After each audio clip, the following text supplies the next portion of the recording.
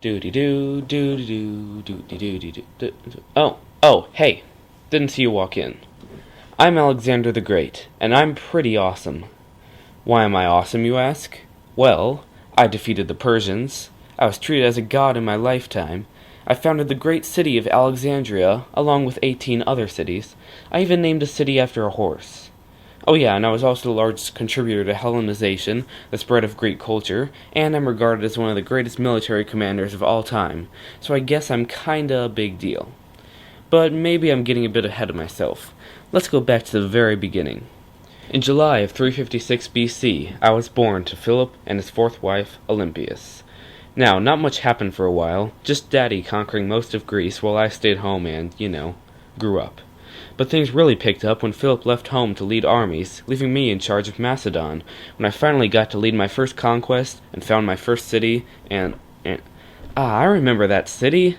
Such good memories of Anyway, so Dad and I led a bunch of conquests and stuff until I got a little power hungry and had him assassinated from a rooftop, smoothly and stealthily.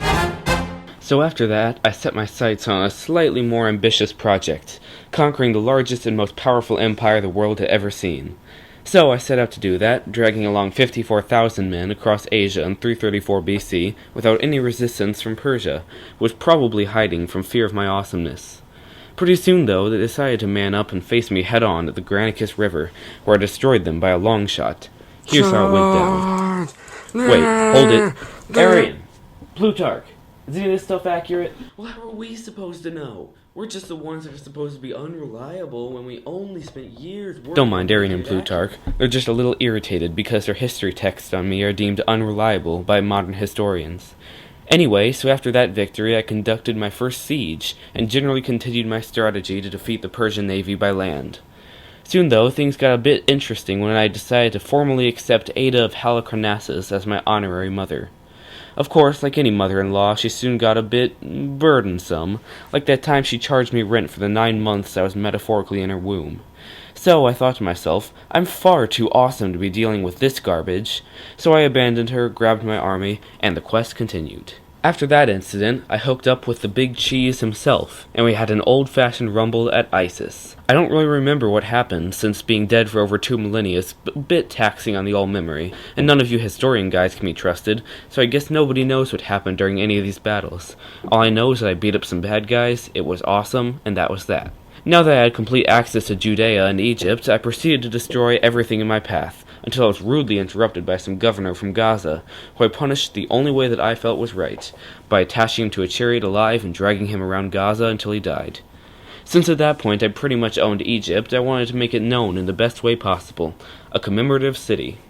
And after doing that, I decided that I might want to check up on whether or not I should be deemed a living god, so I took a wee little detour around to the Siwa Oasis, where some creepy oracle dude told me that I just so happened to be a close descendant of Zeus. Small world, huh?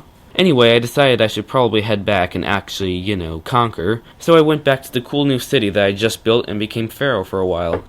And right around then, Darius phones me up and says, "Oh, Alexander, you're way too awesome for my army to handle, so I'll give you a bunch of land and stuff if you go play with someone else." And I'm always go big or go home, so I had none of that.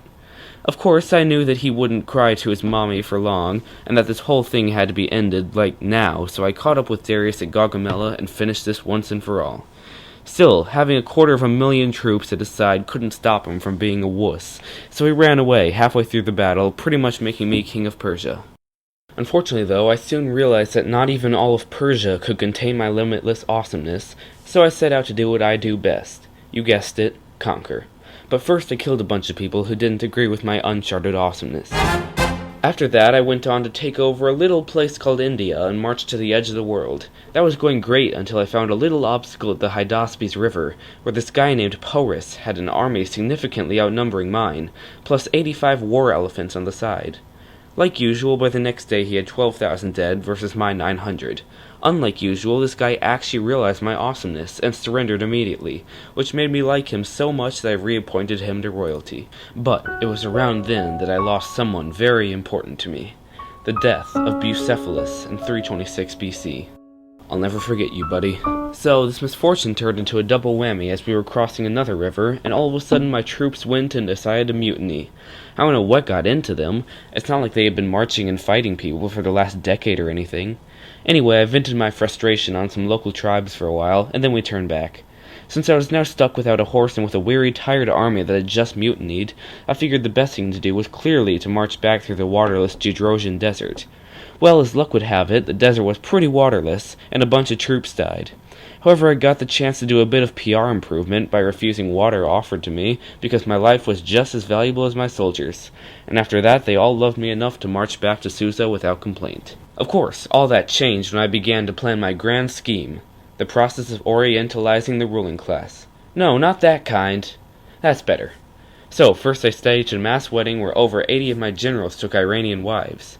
They all seemed to tolerate that, but what really rustled their jimmies was when I demobilized 10,000 Macedonian troops and replaced them with Iranians. Now, this led to some minor mutinies from the Macedonians who didn't want to be thrown out and replaced like this, but I was prepared this time. I just told them to either build a bridge and get over it, or go home. That kept most of them loyal. It was about then when I finally got something back from all the years of unappreciated awesomeness. I was deemed a living god by several Greek cities, so that was nice. But of course, not long after then, I just had to contract an illness and die, so I didn't get to enjoy my reward. Figures, right? Well, not much happened then. I just sat in the ground for 2,000 years, and here I am. So, now, do you understand how awesome I am? You do? Good. Now, if you don't mind, I have to go for a while. I have some more self-admiration to take care of. So, until next time, this is Alexander the Great, signing off.